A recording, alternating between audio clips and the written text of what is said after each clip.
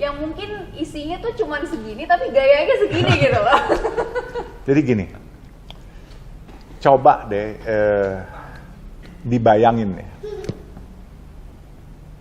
kalau kita kegedean gaya, biaya juga lebih gede. Betul.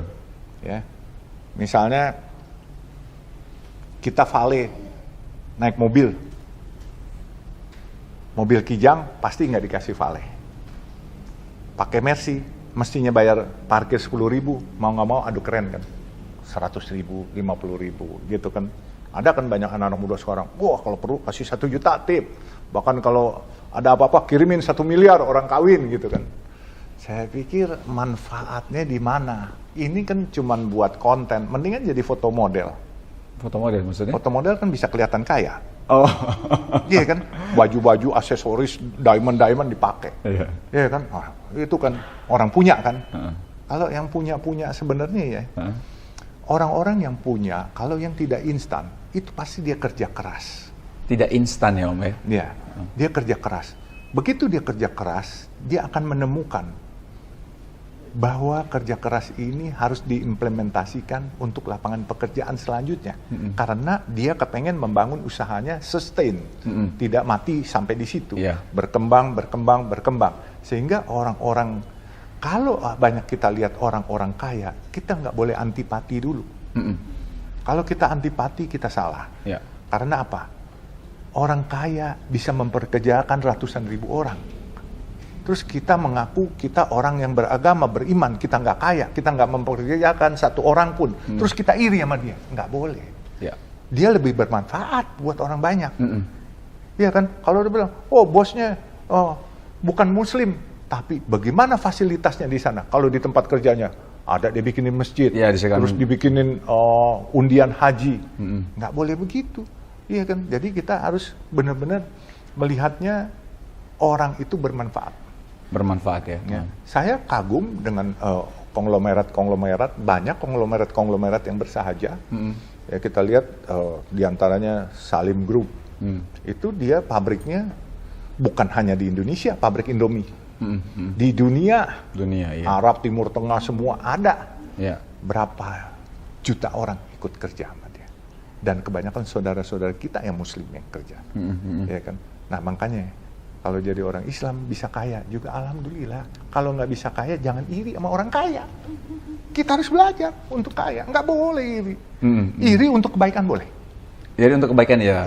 Iri untuk kebaikan. Tapi kalau iri terus marah-marah, cuman bilang, wah ini kaya. Ntar dibilang ada yang kayanya pakai babi ngepet apa segala macam. Itu cuma iri yang nggak berdasar. Kita harus kerja. Kalau mau kaya kita harus kerja. Kerja itu ada kerja keras. Plus kerja cerdas.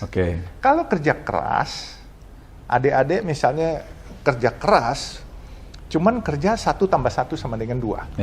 Kalau kerja cerdas, 1 tambah 1 harus jadi 11. Itu. Nah itu cerdas bahwa hari ini kita mimpi kita kerja sama orang. Tapi besok kita harus jadi mempekerjakan orang. Itu baru cerdas. Kalau kerja keras doang, nggak cerdas, ya jadi pekerja. Jadi pekerja aja udah. Jadi pekerja aja. Nah, ingat tuh, denger tuh ya. Besok-besok lo harus punya podcast sendiri. Iya, lebih baik daripada gini sesungguhnya. Tapi kita lihat ya, kenapa juga anak-anak sekarang demen melihat sesuatu yang glamor-glamor. Gimana dari pandangan Om gimana? Iya, karena didukung juga. Ini kan sebenarnya korban iklan aja nih semuanya. Korban iklan. Jadi kita lihat, saya kemarin waktu lihat Crazy Rich itu, saya bilang, ih hebat amat anak sekarang ya. Umur 20 tahun kekayaannya udah luar biasa. Terus dia bilang, wih jam 7 miliar, murah banget katanya merek ini. Nah, saya pakai jam. Lihat aja, merek saya. Ini kan. Seiko. Muternya sama nggak? Muternya sama nggak? Muternya sama. Saya jam digital ini. Ini Garmin. Masih aman lah kan. Masih aman. Masih bagusan itu. Jam olahraga. Iya, jam olahraga. Nah, sekarang gini. Saya punya teman beli jam 30 miliar. 30 miliar? 30 miliar. Terus saya cuma mau tanyanya gini. emangnya kalau pakai jam ini dia lebih cepat nyampe gitu kan, yang mahal gitu, saya lambat gitu kan, motornya kan sama. Terus kemudian kalau pakai jam mahal, tangannya terus mengkilap gitu, glowing gitu, jadi orang lihat dia mukanya jadi tambah gagah gitu kan, atau tambah cantik, kan enggak juga. Siapa sih yang ngerti? Coba nih, Wisnu pakai Richard Mille ya, Richard Mille. Kita ke Jembatan Hitam Pasar Loak di Jatinegara. Gue jamin tuh tukang-tukang kagak tahu lu pakai jam mahal. Iya. Saya jamin nggak tahu. Ya kan? Yang tahu itu perampok-perampok di luar negeri. Oke. Iya kan? Itu di luar negeri sekarang. Apalagi sejak COVID kemarin. Iya. Orang-orang yang pakai jam tangan, Richard Mille, terus Patek Philippe, terus Rolex, itu ditodong, diambilin. Ya, ditodong, diambilin. Nah, saya sih, alhamdulillah bukannya nggak mampu, cuman buat saya nggak worth it banget gitu. Sekarang let's say gini, cara kalkulasi hitungan kita, anggap dah bahwa kemarin kita dengar, wah jam 7 miliar murah.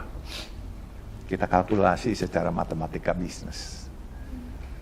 7 miliar kalau saya pinjam uang dari bank dengan bunga 12% satu bulan, berarti satu tahun, 1% satu bulan. 1% satu bulan ya. 7 miliar untuk 10% aja 700 juta. Ya. Berarti kalau 1% 70 juta. 70 juta. Ya, 70 juta per bulan. Ya. 70 juta berapa kali UMR? Jauh dibagi sekarang 18 kali. 4 juta. Bro? 4 juta. 18 kali kira. 18 ya, 18 kali. Can you imagine? You bisa kasih menghidupkan orang banyak, iya benar. Ya, itu dalam 1 tahun berapa? Gitu. Terus manfaat pakai jam mahal itu nggak ada. Tapi manfaat kalau duitnya ditaruhin di bank aja, dia dapat bunga. Bunganya deh, misalnya sekarang separohnya 6%. Kalau pinjaman 12%. Kalau kita taruh, kalau di bank syariah mungkin 6%, karena itu margin namanya. Marginnya. Ya kan, 6% separuh berarti 350 juta, hampir 400 juta, 67, 42, 450 juta. Saya cuma gini, kalau 7 miliar kali 6%, 6 kali 7, 6%. 6 kali 6, 6, 42. 42. Iya. Iya, 420 juta. 420 juta dibagi 12, 35 juta. Ya, 35 juta. Saya makan satu hari 100.000 udah kenyang. Ya, 35 juta tuh berarti saya bisa makan setahun. Nah, ini yang kadangkala lupa. Sah-sah saja kalau ada uang pakai barang mewah, sah. Sah ya. Ya, sah itu pasti sah. Nggak apa-apa. Tapi bukan buat dipertontonkan dan dibuat pakai buat ngapusin orang. Ngapusin tuh bohongin orang. Oh, bohongin orang. Iya, itu jangan dipakai buat bohongin orang. Dan saya menyesal sekali bahwa ya kemarin ini kita harap generasi muda itu hebat-hebat. Walaupun ada yang salah, saya berharap waktu itu mereka kalau menjelang bertambahnya umur pasti lebih wise. Nggak taunya itikat baiknya memang nggak ada, itikatnya nipu. Mereka membuat satu game, ya kan, atau membuat satu usaha yang mana yang dikerjain, yang ditipu pembantu rumah tangga, terus kuli-kuli bangunan. Ya ini banyak yang ngadu semua sama saya. Terus pedagang Starbucks keliling. Itu semua kesian, miris mereka. Ada yang habis 5 juta. 5 juta itu buat mereka meaningful. Itu buat hidup 2 bulan bisa di kampung itu. Jadi mereka tega-teganya.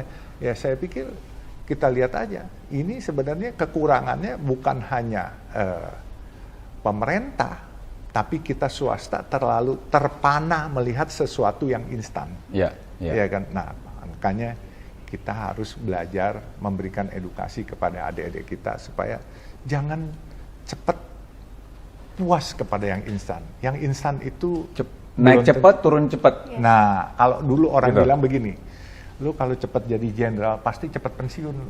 Mendingan jadi kopral pelan-pelan naik.